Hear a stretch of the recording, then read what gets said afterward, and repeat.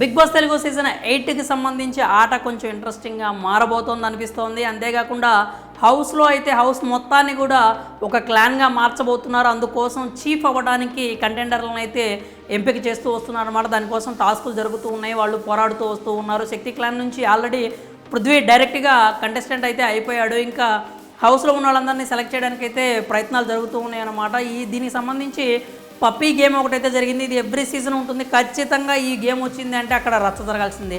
కోడిగుడ్ల టాస్క్లో ఎలా అయితే గొడవలు జరుగుతాయో, ఎలా అయితే రాజకీయాలు జరుగుతాయో, అలాగే ఈ పప్పీ టాస్క్లో కూడా సేమ్ యాజ్ ఇట్ ఈజ్ రాజకీయాలు అయితే జరుగుతాయి అన్నమాట.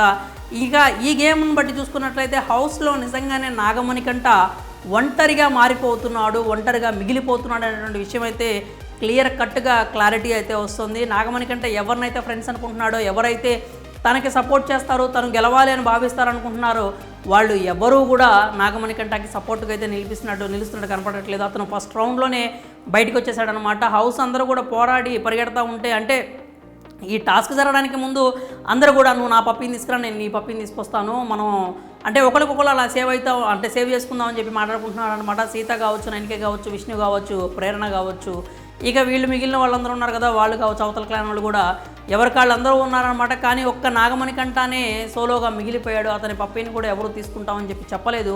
చివరికి అందరికంటే అందరూ గెలవాలి అని ఆడితే యష్మి మాత్రం ఎందుకో పాపం స్లోగా ఉండి చిన్నగా ఉండి చివరిలో వచ్చిన దానికి దొరికిన పప్పిని తీసుకొచ్చింది. ఆ పప్పి కూడా నాగమణికంట అదే తను యాదృచ్ఛికంగా తీసుకొచ్చిందా కావాలని తీసుకొచ్చింది అనేది పక్కన పెడితే నాగమణికంటని అలాగే యష్మిని అయితే డేంజర్ జోన్లో నిలబెట్టారు. ఆల్రెడీ కంటెస్టెంట్గా ఉన్నాడు కాబట్టి పృథ్వీని సంచాలకుగా పెట్టారనమాట. అక్కడ ఆ టైంలో ఎంత డిఫెండ్ చేసుకుందామని చూసినా తన పాయింట్స్ ఎంత పెట్టినా కానీ నాగమణికంటని మాత్రం పక్కన పెట్టేశాడు పృథ్వీ. ఆ విషయంలో పృథ్వీ ఫేక్ గేమ్ అని అయితే అనిపించింది అందరికీ. ఇంక ఇవన్నీ పక్కన పెడితే ఈ మూమెంట్లో హీట్ ఆఫ్ ద మూమెంట్లో నాగమణికంట ఒంటరిగా మారిపోయాడని ఎందుకు అనిపిస్తోంది అంటే ఎవరు అతనికి సపోర్ట్ చేయడానికి రెడీగా లేరు. బట్ ఆ టాస్క్ అయిన తర్వాత కూడా తన ఒపీనియన్ చెప్పాలని చూస్తున్నప్పుడు, తన బాధ కలిగిందనే విషయాన్ని బయటపెట్టాలని చూసినప్పుడు సీత అంటే ఒక ఆల్రెడీ చీఫ్గా ఉన్న ఆవిడ వాళ్ళ క్లాన్లో ఉన్నటువంటి నాగమణికంట మీద అంత దారుణమైనటువంటి కామెంట్స్ చేయడం అయితే నచ్చలేదు. నువ్వు ఎలా మాట్లాడతావు అంటే మనోడు మాట్లాడుతూ ఆ కోపంలో బాధలో ఏమైనా సరే థ్యాంక్ యూ హౌస్ అని అనమాట. హౌస్ అనగానే మేమందరం నీకేం అన్యాయం చేసాము, మేమందరం నిన్నేం ఇది చేసాము, నువ్వెందుకు నాతో మమ్మల్ని అందరినీ కలిపి ఎందుకు మాట్లాడుతున్నావు అంటూ అయితే వాళ్ళు సీత పాయింట్ చేయాలని చూసింది.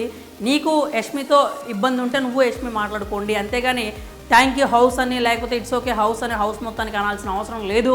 అసలు ఇది మా ఎవరికి సంబంధం లేని విషయం, మీరు చూసుకోవాల్సిన విషయము. హౌస్ మొత్తం నీకోసం నిలబడుతుంది, హౌస్ మొత్తం నిన్ను కన్సోల్ చేయాలని చూస్తుంది, హౌస్ మొత్తం కూడా నీకు కొంచెం ఏదో నువ్వు బాధల్లో ఉన్నావు, నీకు మూడ్ స్వింగ్స్ ఉన్నాయని అర్థం చేసుకొని మేము నీకు సపోర్ట్ చేస్తున్నాం అన్నట్లుగా మాట్లాడారు. కానీ నిజానికి హౌస్లో ఎప్పుడు కూడా హౌస్ మొత్తం నాగమణికంట సపోర్ట్ తీసుకున్నట్టుగానే నాగమణికంట తరపున నిలబట్టగానే ఎక్కడ అనిపించలేదు. ఆ మూమెంట్లో అతను నేను కార్నర్ అయిపోయాను అని అనుకోవడంలో బాధపడటంలో ఎలాంటి తప్పు అనిపించలేదు. నిజంగా జనరల్ ఆడియన్స్ ఎవరు చూసినా కానీ అదే అనిపిస్తుంది. నాగమణికంటని కార్నర్ చేశారు. ఎలాంటి నెగిటివ్ ట్యాగ్ వచ్చినా నాగమణికంటకి ఇస్తున్నారు, ఎలాంటి నామినేషన్స్ ఉన్నా కానీ నాగమణికంటని హైలైట్ చేస్తున్నారు, డేంజర్ జోన్లో పెడుతున్నారు, జైల్లో పెట్టేశారు ఆల్రెడీ. ఏదన్నా ఒక టాస్క్ రాగానే దాంట్లో పిసరంత నెగిటివిటీ ఉన్నా కూడా అది తీసుకెళ్లి నాగమణికంట మెడలోనే వేసేస్తున్నారు.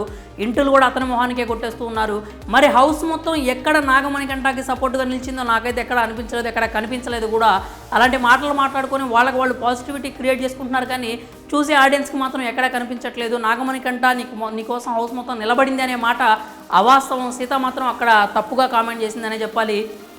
అతని బాధను చెప్పుకోవడానికి కూడా అతనికి ఛాన్స్ ఇవ్వకుండా నోరేసుకొని ఆ రకంగా పడిపోతే ఓ పక్క నుంచి సీత అరుస్తూ ఉంది, ఓ పక్క నుంచి విష్ణు క్లాస్ బిగుతూ ఉంది, ఓ పక్క నుంచి పృథ్వీ మాకేం సంబంధం లేదు మమ్మల్ని ఎందుకు కలుపుతామని మాట్లాడుతున్నాడు, ఇంకో పక్క నుంచి యష్మి ఆల్రెడీ వార్నింగ్ ఇస్తుంది, పోరా నువ్వు ఏం చేస్తావో చూస్తాను, నువ్వు ఎలా ఆడతావో చూస్తాను, నువ్వు ఎలా గెలుస్తావో నేను చూస్తాను, ఫస్ట్ రౌండ్లో నువ్వు బయటకు వచ్చి మంచిదైంది, నువ్వు నన్ను తీసేసి నువ్వు ఎలా అయితే నన్ను పక్కన పెట్టేశావు అని ఇలాంటి హేట్రెడ్ కామెంట్స్ చేస్తూ ఉంది. ఒక పక్క నుంచి అందరూ కూడా ఒక పక్క నుంచి కార్నర్ చేయగానే నాగమణికంట అయితే నిజంగా ఎమోషనల్గా కాస్త డౌన్ అయిపోయినట్టుగా కనిపించింది.